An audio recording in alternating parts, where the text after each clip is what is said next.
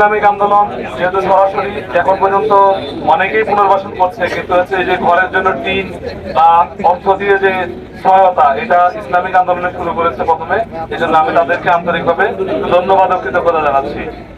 পাশাপাশি আমি আজকে সকালেও আমাদের ইসলামিক আন্দোলনের উপজেলার যে নেতৃবৃন্দ আছে তাদের সাথে কথা হয়েছে।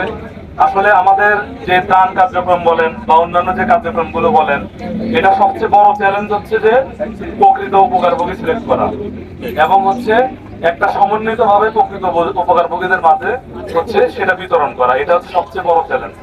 কেননা এই বন্যায় আমরা দেখেছি যে প্রত্যন্ত মানে বাংলাদেশের বিভিন্ন অঞ্চল থেকে, আমার হিসাব মতন দিনাজপুর থেকেও এসেছে, রংপুর থেকে এসেছে, সিলেট থেকে এসেছে, ময়মনসিংহ থেকে এসেছে, চুয়াডাঙ্গা থেকে আমাদের আজকে হুজুরে এসেছে ইসলামিক আন্দোলনের পক্ষ থেকে, ঝিনাইদহ থেকে এসেছে, তারপরে ব্রাহ্মণবাড়িয়া, মানে বাংলাদেশের এমন কোনো প্রান্ত নাই যে প্রান্ত থেকে মানুষজন প্রাণ নিয়ে আসে।